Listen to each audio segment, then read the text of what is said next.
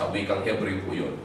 At sa wika natin, sinabi ni Propeta Musa, pakinggan ninyo, o aking bayan ng Israel, ang Diyos na ating Panginoon ay iisang Diyos. Opo. At dumating na ang pagkakataon sa panahunan ng kapahayagan, nagpapahayag ni Kristo at pagpapibigay ng halimbawa, opo, na dapat tularan ng mga susunod sa Kanya.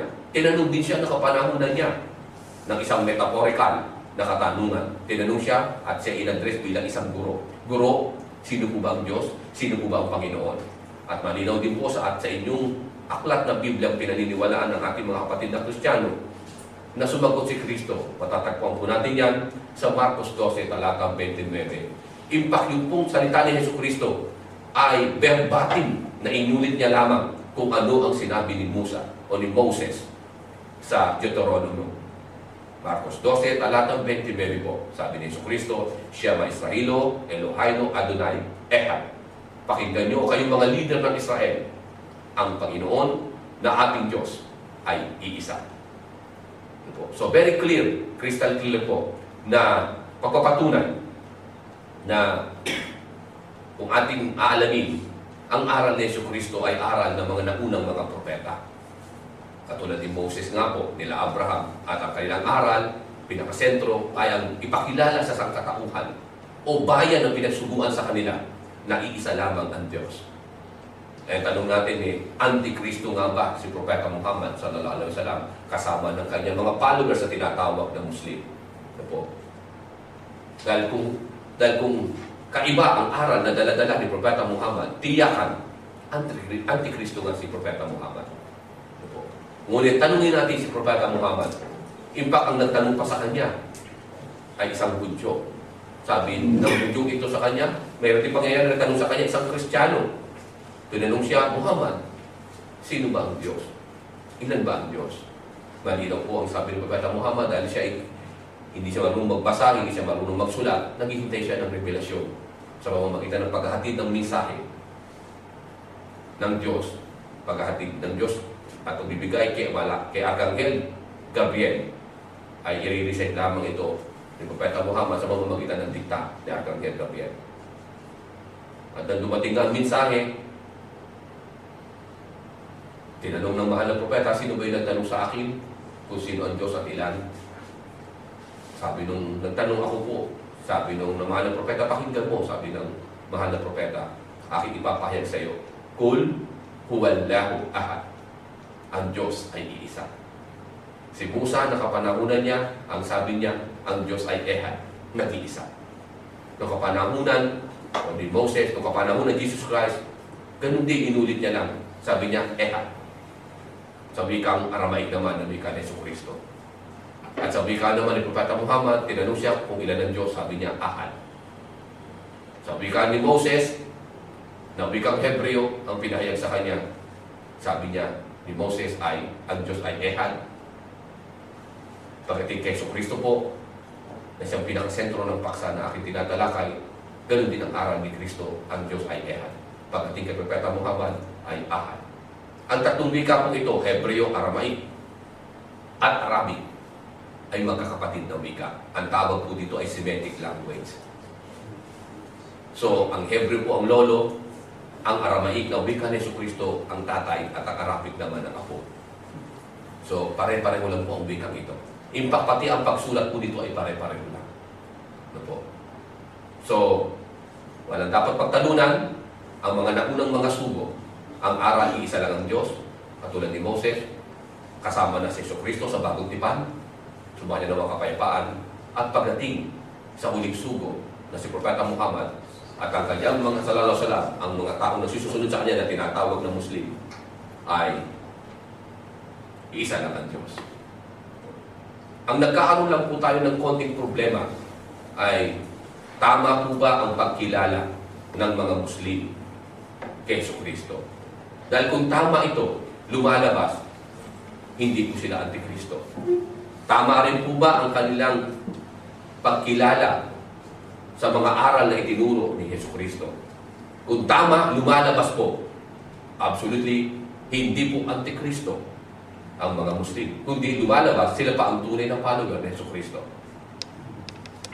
Kasi pag sinabing Antichrist, nilalabag mo ang aral ni Jesucristo, ay dahil hindi ka naniniwala o kung naniniwala ka man, kabaligtaran doon sa mga iniaral ni Kristo ang iyong sinasabi o pinaniniwalaan. Dahil pag kabaligtaran, automatic, ikaw ang Antikristo. So, ang unang pinakasentrong aral ni Jesucristo na siyang pinaniniwalaan ng mga nasasabing Muslim sila, na madalas na sinasabi ang Antikristo, iisa lang ang Diyos. Ang katanungan natin ngayon dito, yung mga nagsasabi kong mga karamihang Kristiyano na nasasabing mahal na mahal nila si Jesucristo. Ang tanong dyan tama ba yung pagkilala ninyo kay Jesucristo? O baka naman, kaiba doon sa mga iniaral ni Jesucristo. Ang aral ni Jesucristo, ang Diyos ay iisa. Tunay na iisa. Malinaw pa po sa inyong aklat sa 1:17 talatang 3. Ang sabi ni Jesucristo, ito ang buhay na walang hanggan, na makilala kanila na iisang Diyos na tunay. At ako ay iyong isinugo. Sabi ng propetang ito. So, in other words, mga minamahal kong mga kabayan, ang aral ni Jesucristo, sentro-sentro talaga, ay ang ganap na absoluto na pagkilala na meron lamang iisang Diyos. Ang ating mga kabayan po kaya, ganun din po ba kaya ang paniniwala nila na si Jesucristo nga po, pinaniniwalaan nila na nagdadala lamang ng iisang aral na katulad ng mga aral ng mga sugo na nangauna sa Kanya. Dahil kung hindi, absolute mangyayari po yan. Sa una pa lamang na sentrong aral, ay matutuklasan na natin na kayo po ang lumalabas na Antikristo. Ngayon, kung kayo po naniniwala sa sentrong aral ni Jesucristo na isa nga lang ng Diyos, magkasama-sama po tayo, mga minamahal ko mga kabayan, sa ganap na pagmamahal at ganap na pagkilala kay Jesucristo. Dahil tunay po, isang napaka-linaw na paniniwala namin mga Muslim. Walang Muslim. Ulitin ko po, walang Muslim na matatawag na Muslim kapag siya ay hindi naniniwala, nagmamahal, naghigit pa sa kanyang buhay at kikilala, susunod sa lahat ng mga aral na itinuro ni Jesucristo. Tandaan niyo po yung salitang yan. Walang Muslim na matatawag na Muslim kung hindi magmamahal, nahigit pa sa kanyang buhay, kikilala, susunod sa lahat ng mga aral ni Jesucristo. So, alamin po natin ngayon paunti-unti. Sino po ang tunay na ganap na nakakilala kay Kristo? Dahil kung hindi, lumalabas po nilalabag nyo ang mga aral ni Kristo. Hindi nyo nga nakilala si Kristo. Mahal nyo lamang siya, pero lumalabas, hindi niya kayo kikilalanin. Dahil bakit? Kaiba doon sa kanyang mga iniaral. So marami sa ating mga kabayan nagsasabi, alam namin ang aral ni Kristo, ang Diyos ay iisa. Pero makikita nyo, kung tatanungin natin ng ating mga kabayan, o kung kayo masaktan, yung sinasabi nyo iisa, ay ginagawa nyo tatlo. Ano po? Samantalang napakalinaw po na sinabi ni Jesucristo sa kanya ng mga kapayapaan na tunay na iisa lamang ang Diyos. At hindi sinabi ni Jesucristo na ang Diyos na kanyang ipinakikilala ay isa, naging tatlo. Wala po niya kahit sa aklat ng Biblia. Lalo po sa aming banal na Quran, hindi po natin matatagpuan yan. Dahil kailanman, wala pong talata sa Biblia na nagsasabi na ang Diyos ay isa, naging tatlo, o tatlo, naging isa. Lalo mula sa bibig ni Jesucristo. Kaya kung kayo nasasabi na kilala nyo at hindi kayo Antikristo, kayo tagasunod ni Kristo, pero ang paniniwala ninyo, ang Diyos ay tatlo, naging isa, o isa naging tatlo, pag-isipan nyo po mga minamahal mga kabayan, sino po sa atin ang Antikristo? O sino ang Antikristo?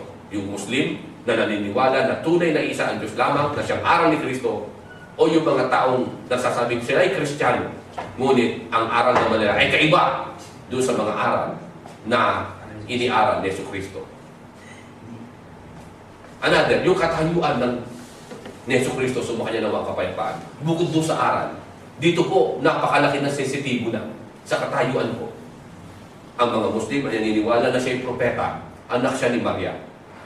Sumakanya ng mga kapayapaan. Ang kanyang ina ay birhen. Pinanganak siya ng walang ama, kundi ina lamang. Yun po paniniwala ng mga Muslim.